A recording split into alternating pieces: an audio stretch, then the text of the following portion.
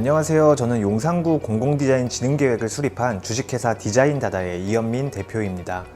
2023년 6월을 시작으로 건축과에서는 용산 공공디자인의 진흥을 위해 2024년부터 2028년까지 5년 동안 실행을 위한 공공디자인 진흥계획을 수립하였는데요.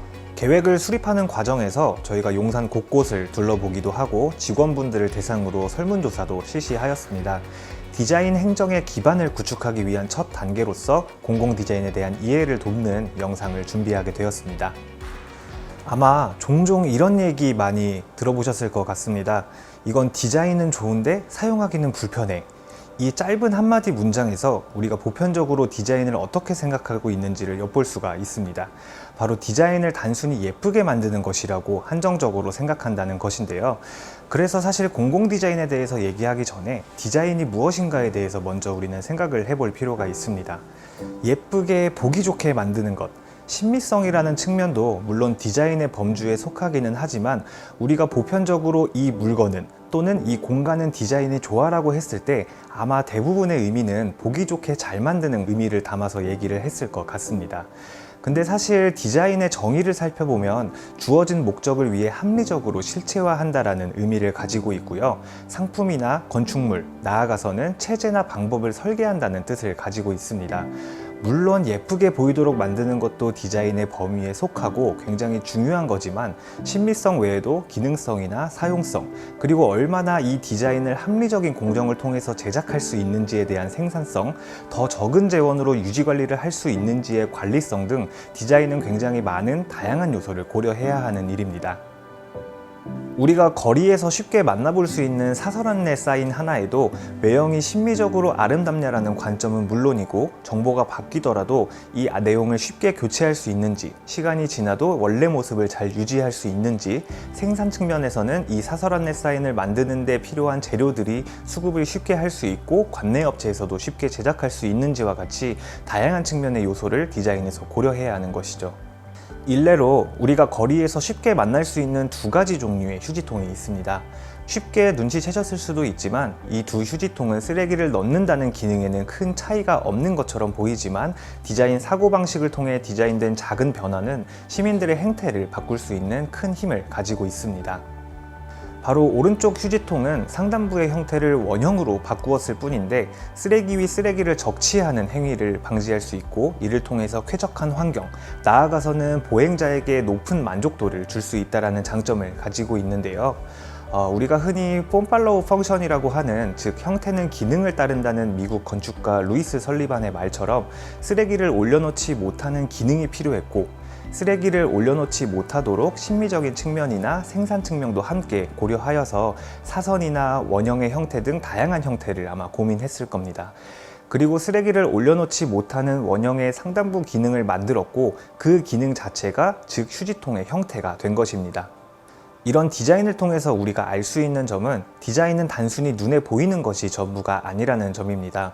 이제는 꽤 오랜 시간이 지나서 많은 분들이 알고 계시는 뉴욕 맨해튼의 남서부에 위치한 하이라인 파크는 운행이 중지된 약 2.3km의 고가 화물철도 노선을 시민 주도로 개선하여 선형의 공원을 만든 공간입니다.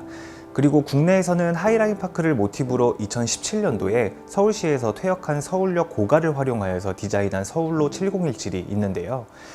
서울로 7017이 개장했던 당시 몇 개의 뉴스를 확인해 보자면 세상에서 가장 긴 6개월 뿐이다, 콘크리트 덩어리들이다, 이용 편의성이 떨어진다 등의 단순히 눈에 보이는 요소로만 평가를 했던 기사들을 살펴볼 수가 있습니다. 서울로 7017 디자인을 총괄했던 네덜란드의 MVRDV는 하이라인 파크와 다른 컨셉을 구현하려 했다고 밝혔듯 단순히 외관의 아름다움만으로는 판단할 수 없는 가치를 가지고 있습니다. 1970년에 개통된 서울역 고가도로는 퇴계로의 만리제길, 청파로를 연결하는 도로이자 당시 고도의 경제성장의 상징과도 같은 존재였습니다. 시간이 지나서 몇 번의 안전진단에서 D등급의 결과가 나오게 되면서 시민들이 통행할 수 있는 공원화 사업이 추진되었는데요. 그런데 서울로 7017은 사실 처음부터 꽤나 뚜렷한 사업 목적을 가지고 추진되었습니다. 기존의 서울역 고가로 인해서 단절되었던 보행권을 재생함으로써 보행을 증진시키고 이를 통해서 여러 지역을 유기적으로 연결하고 쇠퇴한 구도심과 상권을 살리는 연결과 재생의 가치를 가지고 있는데요. 이처럼 서울로 7017은 단순히 외관에 콘크리트가 많아서 삭막하다 등의 단편적인 시각이 아니라 여러 방면을 살펴보아야 진정한 가치를 알 수 있는 디자인인 것입니다. 70년대에 준공된 서울역 고가를 17개의 사람길로 연결한다는 이름처럼 17개의 길로 단절된 지역을 연결하고 주변 건축물들과의 연결 통로를 통해서 보행의 흐름이 유기적으로 연결되도록 만들고 있습니다. 이어서 우리가 만들고자 하는 공공디자인이 무엇을 의미하는지 살펴보려고 하는데요. 공공디자인이란 국가나 지자체, 공공기관이 수행하는 디자인을 의미합니다.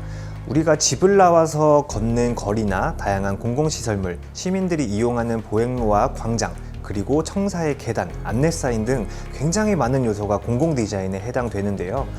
또한 과거에 비해서 공공디자인이 다양한 무형의 가치를 추구하기 시작하면서 디자인을 통해 범죄를 예방하는 범죄예방 도시환경 디자인이나 약자를 배려하고 모두를 위하는 유니버셜 디자인, 노령세대의 치매를 예방하는 임시건강 디자인과 같이 도시 곳곳의 공공미술까지 다양한 무형의 개념을 공공디자인 범위에 포함시키고 있습니다.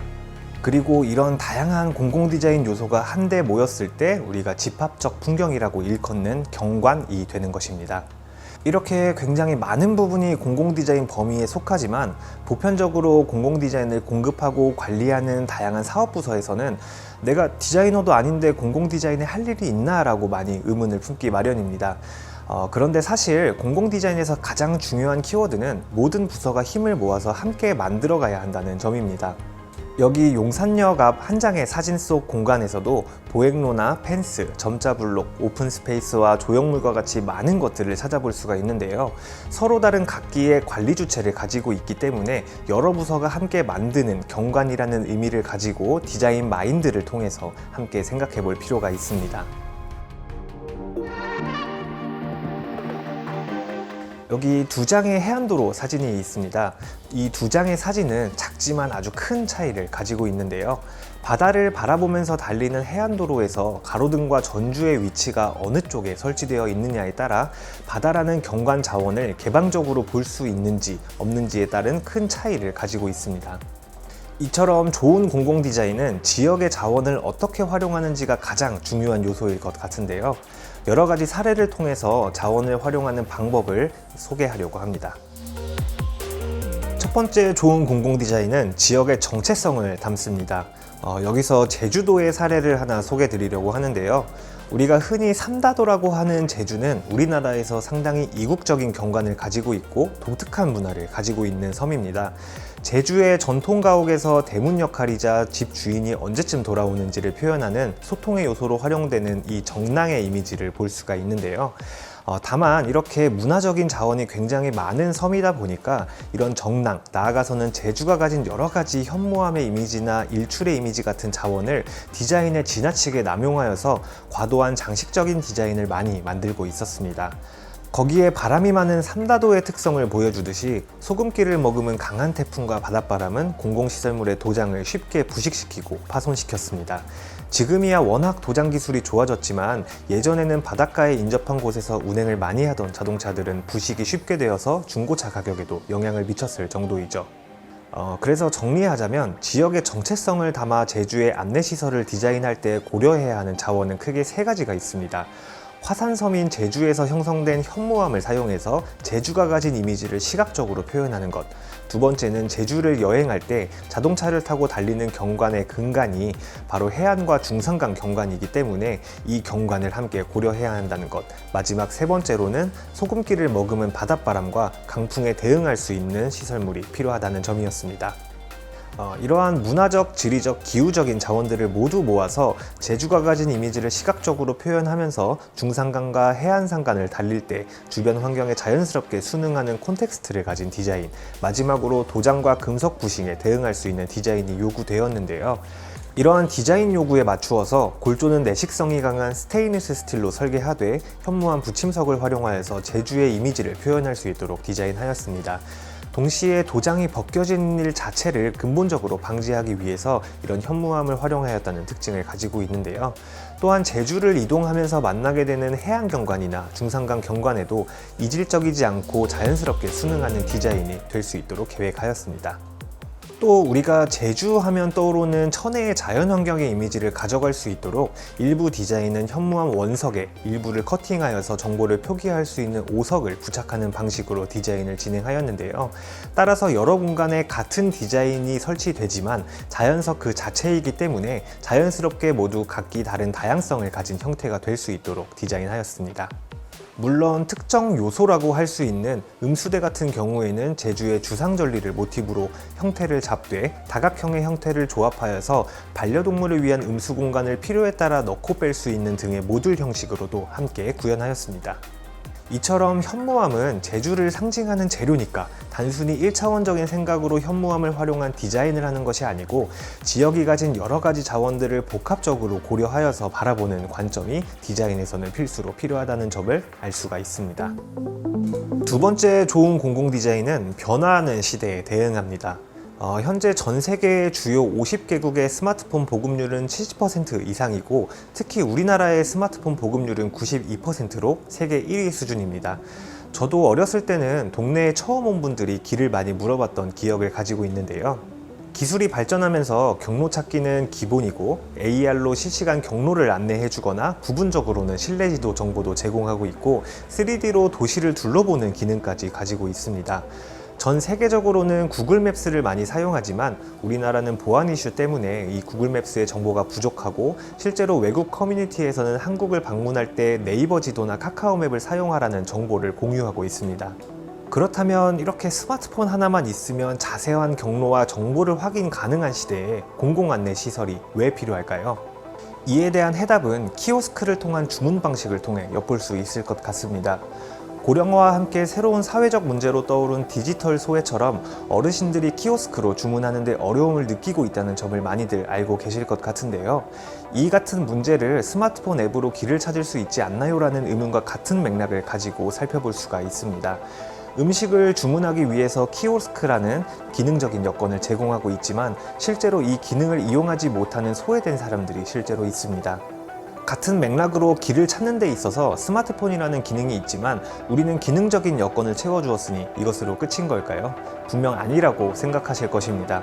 이처럼 변화하는 시대에서 소외되는 이용자 없이 모두를 위한 디자인 사고방식이 필요한 것인데요. 결론부터 이야기하자면 현재의 디지털 네이티브 시대에도 공공안내 시설은 익숙하지 않은 공간에서 알고 있는 정보를 확증하는 데 필요하고 두 번째로 2차원의 안내 사인과 달리 사실 우리가 살고 있는 세상은 3차원으로 이루어져 있기 때문에 공공안내 시설은 꼭 필요합니다. 1863년 전 세계에서 가장 먼저 지하철을 개통한 영국 런던의 언더그라운드는 지하로 내려가면 스마트폰 통신이 되지 않습니다. 제가 실제로 런던에서 언더그라운드를 타러 내려갔다가 플랫폼을 찾는데 어려움을 겪었던 기억을 가지고 있는데요.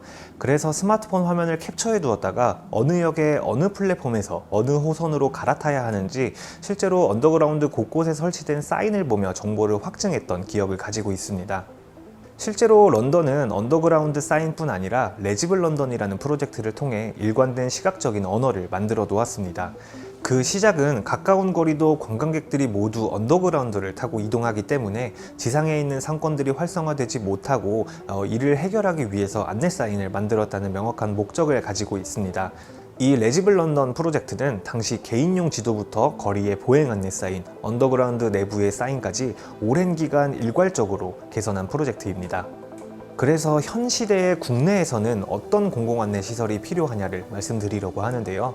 기본적으로는 다양한 유형의 보행 안내 시설을 통해 정보가 끊기지 않고 제공되는 연속적인 정보를 제공해야 합니다. 여기서 더 나아가서는 스마트폰 지도 앱과 비교해 보면서 정보를 얻는 방식이 되어야 할 것 같은데요. 이렇게 되면 스마트폰 지도 앱과의 연결성이 상당히 중요해지게 됩니다. 스마트폰이 처음 나오던 시기에 앱 디자인을 살펴보게 되면 당시에는 모두가 스마트폰이라는 기기 자체가 낯설기 때문에 실제 제품을 본따서 앱의 사용성을 디자인하였습니다. 이를 스큐어모피즘 디자인이라고 하는데요. 실제 녹음기를 사용해 보았던 사람이라면 스마트폰의 녹음 앱의 사용성을 직관적으로 이해할 수 있도록 디자인을 설계한 것이죠. 다만 시간이 지나면서 실제 제품에 대한 사용자 경험을 가지고 있는 사용자들이 감소하게 되고 더 높은 직관성을 만들기 위해서 2013년 애플의 iOS 7을 시작으로 앱 디자인의 판도가 바뀌게 됩니다. 2000년대 이후에 출생한 Z세대들이 컴퓨터 프로그램의 디스크 모양의 저장 버튼이 왜 저렇게 생겼는지 모르는 것과 같은 맥락인데요. 이러한 내용의 연장선에서 공공안내 시설을 디자인한다고 생각하면 기존의 지도의 방위 표시와 같이 지도를 읽는 방식이 앞으로 변화하고 다가오는 시대에서는 더 이상 익숙함을 주지 못한다고 할 수가 있습니다. 그래서 역으로 스마트폰 지도 앱의 사용자 경험이 어느 정도는 공공안내 시설과 연계가 되어야 하는데요. 지금은 모두가 익숙하지만 전체적인 지도를 통해 대략적인 위치를 가늠하고 핀치앤줌이라고 하는 손가락을 오므리는 방식으로 지도를 확대하여 상세 정보를 습득하는 사용자 경험은 공공안내 시설의 권역 지도와 보행 지도로 구현할 수 있습니다. 또한 자이로스코프를 통해 지도의 북쪽이 위를 바라보는 것이 아니라 내가 바라보는 방향이 위를 향하는 사용자 경험은 공공안내 시설의 설치 위치와 방향에 따라서 바라보는 방향이 위쪽을 향하는 지도와 현재 내가 바라보는 방향을 표시하는 그래픽을 연계하여서 익숙한 사용자 경험을 제공할 수 있을 것 같습니다. 그리고 앞선 레지블 런던의 경우는 하나의 프로젝트를 통해 도시의 사이니지를 일괄 개선했지만 사실 우리나라의 경우는 이런 접근도 쉽지 않습니다. 대부분 시범 사업을 통해 공공안내 시설을 일부 공간에 설치하고 후속으로 소량씩 공공안내 시설을 설치하게 되는데요. 그렇기 때문에 다양한 요소를 고려한 지도의 디자인이 관내의 어느 업체가 만들더라도 일정한 품질을 유지할 수 있어야 하는 요구 조건도 함께 고려되어야 합니다. 이러한 요구 조건에 대응하기 위해 레이어링 시스템을 적용할 수 있는데요.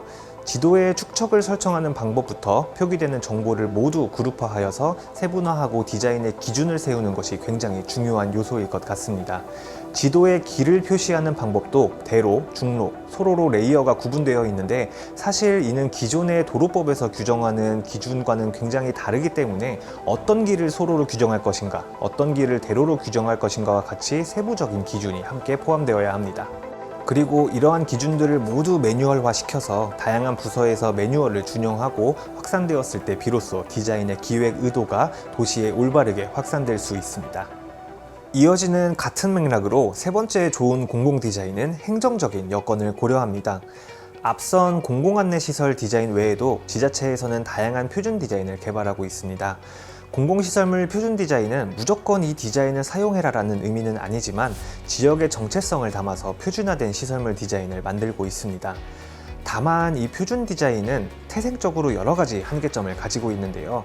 첫 번째로 버스 정류장, 펜스, 벤치, 휴지통처럼 다양한 품목을 대상으로 하기 때문에 소품종 대량 생산을 기반으로 하는 기성제품보다 단가가 높다는 근본적인 문제를 가지고 있습니다.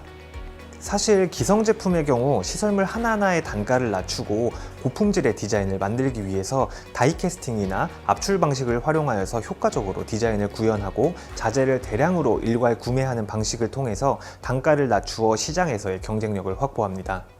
두 번째로 표준 디자인은 지자체에서 필요한 만큼 설계 도면과 내역서, 시방서 등을 포함한 설계 도서를 통해 입찰을 하는 방식이기 때문에 관내 업체에서 발주 물량만큼 소량 제작되는 구조를 가지고 있습니다. 이 과정에서 처음 디자인 의도와는 다르게 구조와 도장의 색이 변경되거나 표준 디자인의 의미가 퇴색되는 경우도 많이 발생하고 있습니다.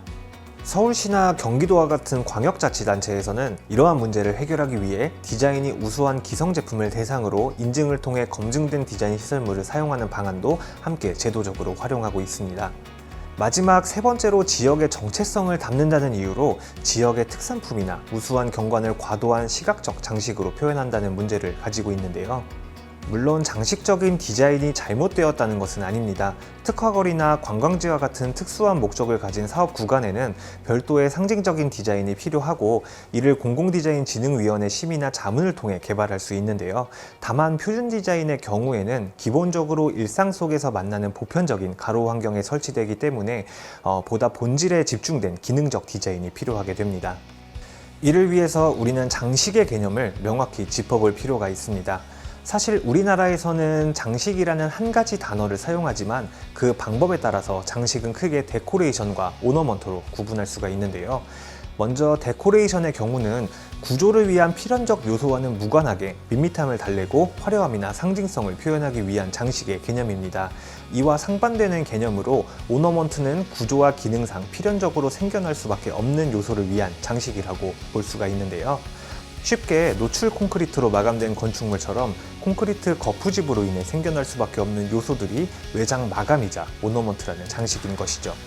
이를 표준 디자인에 적용해 보자면 지역의 특산품이나 여러 가지 특별한 경관을 장식으로 표현하는 데코레이션적인 접근보다는 도시의 환경이나 행태에 따라서 필연적으로 발생할 수밖에 없는 요소를 오너먼트라는 장식으로 활용하는 디자인 접근이 필요하다고 볼 수 있습니다. 오너먼트를 통해 공공시설물 표준 디자인을 개발한 사례를 살펴보기 위해서 춘천시의 프로젝트를 소개시켜 드리고자 합니다. 첫 번째로는 표준 디자인의 태생적인 한계를 극복하기 위한 기획이 필요할 것 같은데요. 건축 자재인 H형광을 골조로 활용하여서 가공을 최소화하고 어느 관내업체에서 제작하더라도 일정한 품질을 유지할 수 있는 기획이 필요할 것 같습니다. 물론 이런 방식은 표현할 수 있는 방법이 줄어들기 때문에 심미적인 측면에서 디자인 스타일링이 더 중요해지고 도심이나 자연환경 어디에나 잘 어울릴 수 있는 확장 패널을 활용하는 방법과 같은 보완 방법이 필요하게 됩니다. 행정적인 측면을 이야기해 보자면 공공시설물 표준 디자인을 실제로 보급하고 관리하는 부서는 디자인 전담 부서가 아닌 일선의 사업 부서들입니다. 이분들은 디자인 비전공자 분들이기 때문에 표준 디자인이 올바르게 설치까지 완료되기 위해서는 올바른 매뉴얼이 필요하게 되는데요. 우리가 이케아 카탈로그를 보며 제품을 쉽게 찾듯이 쉽게 필요한 디자인을 찾고 어떻게 보급해야 하는지도 매뉴얼에 함께 규정이 되어 있고, 자동차를 구매할 때 옵션을 고르듯 쉽게 선택지를 고려하며 적합한 설치 여건에 보급까지 완료될 수 있는 매뉴얼이 디자인 개발만큼이나 크게 부각되고 있습니다. 네 번째 좋은 공공 디자인은 사회적인 문제를 해결합니다. 전국의 많은 골목길들이 그렇듯 늘어나는 차량에 따라서 주차 공간은 항상 부족하기 마련인데요. 주차된 차량은 단순히 도로의 폭을 좁게 만드는 것을 넘어서 사각지대를 만들고 있습니다. 시민들을 위한 작은 포켓파크도 주차된 차량으로 인해서 공원 안쪽에 계신 분들과 바깥쪽에 계신 분들이 서로를 볼 수 없게 되고, 이러한 문제는 우범지대가 될 가능성을 현저히 높이게 됩니다. 그렇다고 해서 주차된 차량을 무조건적으로 막을 수 없으니 일부 공간만이라도 돌출된 공간을 만들어서 공원 안과 바깥의 이용자들이 서로를 볼 수 있게 만들고, 이러한 방법은 소소하게는 담배를 피우는 청소년들을 막을 수 있는 장점을 가지고 있고, 나아가서는 이 공간이 우범지대가 되지 않도록 사회적인 문제를 해결하는 힘을 가지고 있습니다. 이어서 도농복합도시에서 발생하는 빈집 문제는 어떨까요? 도농복합도시의 빈집 소유주들은 실제로 다른 도시에 거주하는 경우가 많고, 빈집을 철거하게 되면 주택세가 아닌 토지세를 적용받기 때문에 상대적으로 더 높은 세율을 적용받게 됩니다.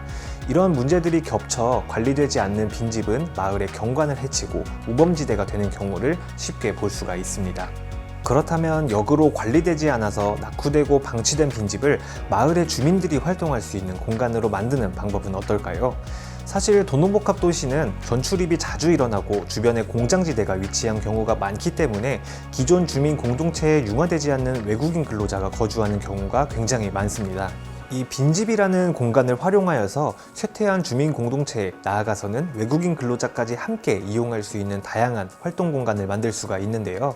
이러한 방법을 통해서 빈집이 우범지대가 아니라 공동체를 활성화하고 마을에 활력을 불어넣는 공간으로 탈바꿈할 수도 있습니다. 이 과정에서 도농복합도시의 옛 경관과의 연속성이라는 측면도 굉장히 중요할 것 같습니다. 무조건적인 새 것이라는 디자인보다는 과거의 역사적인 자원을 계승하여서 디자인의 요소로 활용하는 것도 굉장히 중요한 요소로 작용할 것 같습니다. 그리고 단순히 환경을 정비하고 바꾸는 것만으로는 마을을 안전하게 만드는 지속 가능성을 이룰 수는 없는데요. 활동 공간에 다양한 주민들이 함께 모여 공동체 활성화를 이루기 위해서는 디자인 과정에 주민들이 참여하고 공동체 활성화를 위해 서로 낯설지만 같은 주민이라는 인식을 가져야 합니다. 이를 위해 외국인 근로자와 함께 모여서 각자 나라의 인사말을 공유할 수도 있고요. 외국인 근로자나 타지에서 전입 온 세대들이 마을을 안전하게 만드는 자율방범대에 참여할 수도 있습니다. 이를 통해서 우리 마을이라는 애착심을 가지고 이 마을 공동체에 함께 융화될 수 있는 방법도 있습니다. 앞서 소개해드린 이러한 방법들을 세테드, 범죄예방 도시환경 디자인이라고 합니다. 단순히 더 많은 CCTV를 설치하는 것이 아니라 주민들의 활동성을 강화해서 부적절한 행동을 하는 사람들의 범죄 심리를 위축하는 자연적 감시를 활성화하고, 이런 여러 가지 방법론들을 모아서 세티드라고 하게 됩니다. 이렇게 디자인에 대한 개념부터 공공디자인 사례에 대해서 살펴보았는데요. 사실 이 외에도 공공디자인은 아름다운 경관을 넘어서 지역의 역사를 이어가거나 이용자, 공급자에게 편리함을 주고 지역의 문화를 만드는 공간으로 활용되고 더 안전한 거리를 통해 보행을 활성화하기도 합니다. 또한 콘텐츠의 디자인을 통해서 상권을 활성화하는 데 기여하기도 하는데요. 사실 보편적으로 용산하면 이국적인 분위기와 문화를 많이 떠올리기 마련입니다. 저희 사무실도 해방촌에 위치하고 있기 때문에 저도 비슷한 생각을 가지고 있었는데요. 그런데 이번 용산구 공공디자인 진흥계획을 수립하면서 구석구석 돌아본 용산은 다양성이라는 매력이 넘치는 도시인 것 같습니다. 굉장히 이국적인 공간도 있고 고즈넉한 분위기의 주거지도 있고 첨단의 상징거리, 구석구석 골목길 특유의 정취를 느낄 수 있는 공간들이 굉장히 많은 도시였는데요. 이러한 분위기 때문에 정말 매력이 넘치는 도시라는 생각이 들었습니다.